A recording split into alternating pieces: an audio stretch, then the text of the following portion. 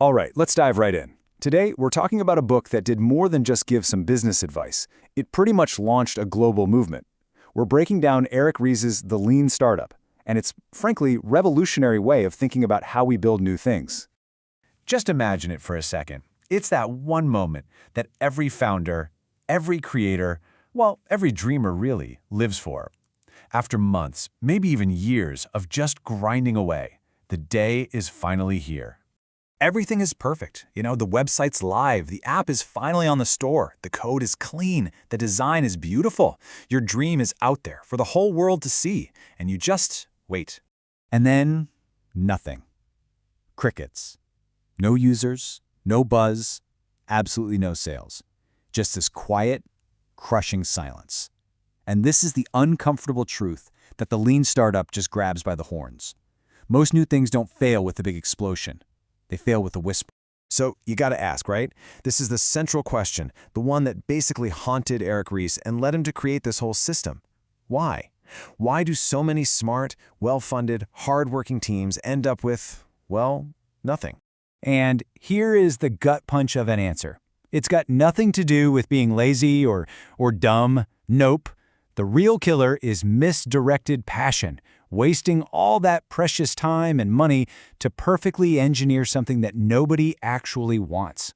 And that realization, well, it forces us into this huge mental shift. It's all about changing the entire goal of what a startup is even supposed to do. So look at this comparison. The old way, it's kind of like a waterfall, right? You make this giant, detailed plan at the top, you build the whole thing, and then you just jump. And you hope to God you land in the right spot. The new way, the lean way, admits from the very beginning, hey, we're flying blind here. We're in total uncertainty. So the only sane thing to do is test your biggest assumptions as fast and as cheap as you can. And to really get this, you have to buy into Ries's definition of a startup. It's not just some small business. It's any group of people, any institution, trying to build something new under conditions of, and this is the key phrase, extreme uncertainty. Okay, so if uncertainty is your middle name, then your number one goal can't be profit. It can't be scale, not yet. Your first job, your only job really, is validated learning. You have to prove, with cold hard data, what customers actually give a damn about. Okay, that sounds great, but how do you actually do it? How do you learn? Well, that brings us to the very heart of the lean startup. This is the engine that makes the whole thing run. It's this really simple but incredibly powerful loop. Build, measure, learn. You have an idea, you build a tiny experiment to test it, you measure what happens, and then you learn from that data to figure out what to do next. That's it. It's basically the scientific method, but for business. Now that build step, that's where the MVP comes in, the minimum viable product. And honestly, this is probably the most misunderstood part of the whole book. An MVP is not a crappy, cheap version of your final product. Its job isn't to make money. Its one and only job is to be a learning tool. It's the absolute smallest thing you can make to kickstart that build, measure, learn loop. And the beauty of an MVP is just how simple it can be. I mean, look at these examples. Zappos, they didn't build a massive warehouse. The founder just took pictures of shoes at local stores. Someone bought a pair, he'd literally run out, buy the shoes, and ship them himself. Dropbox, they didn't write a single line of code at first. They just made a little explainer video to see if anyone even had the problem they were trying to solve. Groupon started as a WordPress blog, and Village Laundry Service in India, they literally just put a washing machine on a truck to see if people would use it. These weren't products, they were experiments. And think about what that simple truck experiment taught them. Stuff they never would have gotten from a survey.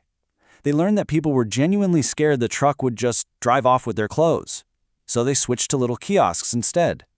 They found out people also wanted their clothes ironed. And here's the kicker. They discovered a whole group of customers who would happily pay double for a 4-hour turnaround. I mean, that's validated learning, right there in action. And all of this leads to this really profound idea. Winning isn't about building the fastest. It's about learning the fastest. It's about how quickly you can get through that build, measure, learn loop.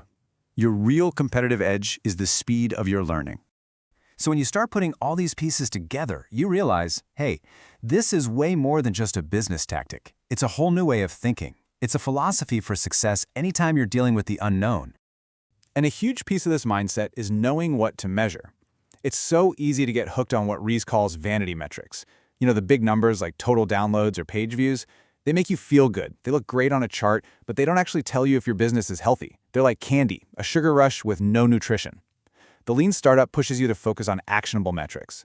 Do people come back? Do they actually pay you money? When you change something, does their behavior change for the better? That's the stuff that actually matters. It really all boils down to this one powerful quote. The only way to win is to learn faster than anyone else. In a world full of unknowns, that's your only real sustainable advantage. You know, when you strip it all down, this is really a philosophy about humility. It's about putting your ego on the shelf. It's about choosing to learn over being proud. And it's about choosing to face reality instead of living in the fantasy of what you wish your customers wanted. But let's be super clear about something. This whole process, it's not some magic formula that guarantees you're going to be successful.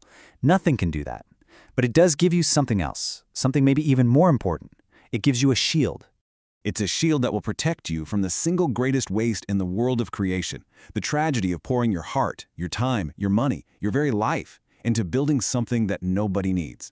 And by steering you toward what people truly value, it gives you the best possible shot at creating something that truly matters.